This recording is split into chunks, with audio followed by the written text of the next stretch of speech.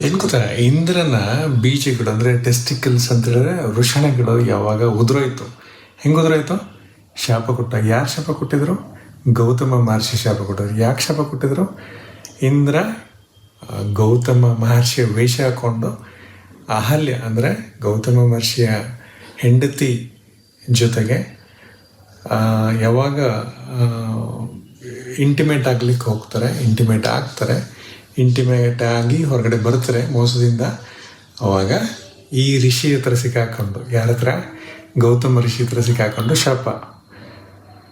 ಎಂಥ ಶಾಪ ಅಂತ ಹೇಳಿದ್ರೆ, ಆ ಶಾಪದಿಂದ 2 ಟೆಸ್ಟಿಕಲ್ಸ್ ಬಿಡ್ಬಿಡುತ್ತೆ.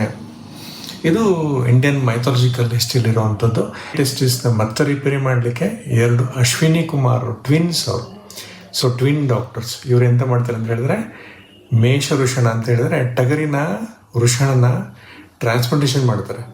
ಏನಪ್ಪ ಇದು ಆಯುರ್ವೇದ ಇತಿಹಾಸದಲ್ಲಿ ಇದನ್ನೆಲ್ಲ ಹೇಳಿದರೆ, ಹೌದು, ಆಯುರ್ವೇದ ಇತಿಹಾಸ ಶಾಸ್ತ್ರ ಅಂತಲೇ ಒಂದಿದೆ ಟೆಕ್ಸ್ಟ್ ಬುಕ್. ಅದರಲ್ಲಿ ಈ ಮೈಥಾಲಜಿಕಲ್ ಹಿಸ್ಟ್ರಿ, ಭಗವಂತನ ಅಥವಾ ದೇವರುಗಳ ಏನೇನೋ ಸಮಸ್ಯೆಗಳಿದ್ವು, ಆ ಸಮಸ್ಯೆಗಳು ಹೆಂಗೆ ಪರಿಹಾರ ಆಯಿತು ಅನ್ನೋದ್ರ ಬಗ್ಗೆ ವರ್ಣನೆ ಮಾಡ್ಬೇಕಾದ್ರೆ ಇದನ್ನು ಹೇಳ್ತಾರೆ ನೋಡಿ. ಹೆಂಗಂದರೆ ಇದು ಹಾಸ್ಯಾಸ್ಪದ ಅನಿಸ್ಬೋದು ನಿಮಗೆ, ಅಥವಾ ಏನಪ್ಪ ಇದು ಈ ಥರ ಎಲ್ಲ ಇದೆ ಕಥೆಗಳು ಅಂತೆಲ್ಲ ನೀವು ಅನಿಸ್ಬೋದು.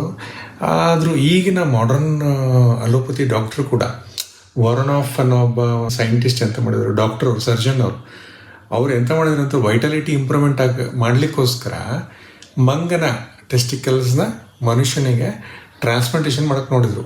ಬಟ್ ಅನ್ಫಾರ್ಚುನೇಟ್ಲಿ ಫೇಲ್ ಆಯಿತು. ಆಯುರ್ವೇದ ಇತಿಹಾಸದಲ್ಲಿ ಅಥವಾ ಇಂಡಿಯನ್ ಮೈಥಾಲಜಿಗಳಲ್ಲಿ ನಾವು ನೋಡಿರುವಂಥದ್ದು ಸಾಕಷ್ಟಿದೆ ಈ ಥರದ ಎಕ್ಸಾಂಪಲ್ಸ್ಗಳು. ಸೊ ಹಂಗಾದರೆ ಅನ್ಸೈಂಟಿಫಿಕ್ ಆಯುರ್ವೇದ ಅಥವಾ ಇತಿಹಾಸಗಳು ಅಂತ ನೋಡಿದಾಗ ನೋಡಿ, ಮಾಡರ್ನ್ ಸೈಂಟಿಸ್ಟ್ಗಳು ಕೂಡ ಅದನ್ನೇ ರಿಸರ್ಚ್ ಮಾಡ್ತಾ ಇರೋವಂಥದ್ದು. ಒಂದೊಂದೇ ಅವರು ಹೊರಗಡೆ ಹಾಕ್ಲಿಕ್ಕೆ ಪ್ರಯತ್ನ ಪಡ್ತಾರೆ, ಬಟ್ ಆಗ್ತಿಲ್ಲ. ಸೊ ಈ ಮೇಷ ವೃಷಣ ಕ್ಲಾಸಿಕಲ್ ಎಕ್ಸಾಂಪಲ್. ಎಲ್ಲ ಒಂದು ಕಡೆ ಟ್ರಾನ್ಸ್ಪ್ಲಾಂಟೇಷನ್ ಸರ್ಜರಿ ಆಗ್ತಿತ್ತು ಅಂತೇಳಿ ನಮ್ಮ ಸುಶ್ರುತ ಮಹರ್ಷಿ ಸಾಕಷ್ಟು ಆ ಥರ ಒಂದು ಟ್ರಾನ್ಸ್ಪ್ಲಾಂಟೇಷನ್ ಸರ್ಜರಿ ಮಾಡಿದ್ದಾರೆ. ಹಾಗೆ ಒಂದು ಕೆಟರಾಕ್ಟ್ ಸರ್ಜರಿ ಕೂಡ ಮಾಡಿದ್ದಾರೆ. ಅದನ್ನು ಸಾಕಷ್ಟು ಫಾರಿನ್ ರಿಸರ್ಚರ್ಸ್ಗಳನ್ನ ನಮ್ಮ ಟೆಕ್ಸ್ಟ್ ಬುಕ್ನೇ ತಗೊಂಡು ಸುಶ್ರುತ ಅವ್ರ ಬಗ್ಗೆ ಅದನ್ನು ವರ್ಣನೆ ಮಾಡಿರುವಂಥದ್ದು ಕೂಡ ಇದೆ.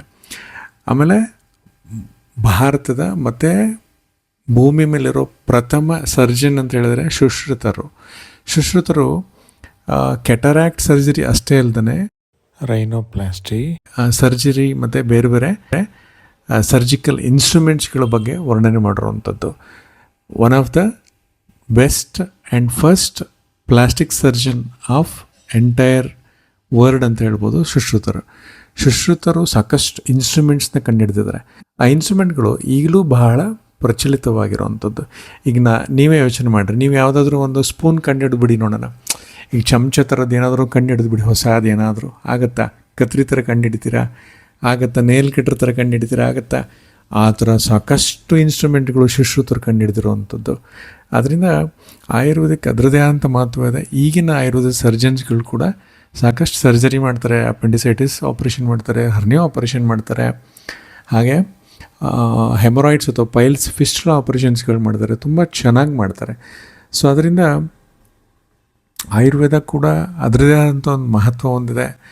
ಸಾಕಷ್ಟು ರಿಸರ್ಚ್ಗಳಾಗಬೇಕು. ರಿಸರ್ಚ್ ಆಗಿ ಭಾಳಷ್ಟು ವಿಚಾರಗಳು ಹೊರಗಡೆ ಬರಬೇಕಾಗಿದೆ.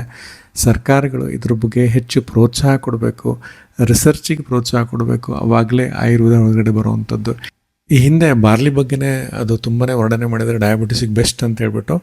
ಅದೇ ಥರ ಈ ಕ್ಷೂದ್ರ ಧಾನ್ಯ ಅಂತ ಹೇಳ್ಬಿಟ್ಟು, ಈ ನಾವೀಗೇನು ಸಿರಿಧಾನ್ಯ ಅಂತ ಕರಿತೀವಿ, ಅದನ್ನು ಆಗಲೇ 5,000 ವರ್ಷಗಳಲ್ಲೇ ವರ್ಣನೆ ಮಾಡಿರುವಂಥದ್ದು. ಸಾಕಷ್ಟು ಸರ್ಜರಿಗಳ ಬಗ್ಗೆ ವರ್ಣನೆ ಮಾಡಿರುವಂಥದ್ದು ಟೆಕ್ಸ್ಟ್ ಬುಕ್ ಆಫ್ ಸರ್ಜರಿಯಲ್ಲಿ.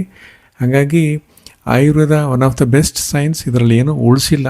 ಮನುಷ್ಯನಿಗೆ ಏನೇನು ಬೇಕೋ ಪ್ರತಿಯೊಂದು ಕೂಡ ವರ್ಣನೆ ಮಾಡಿದೆ.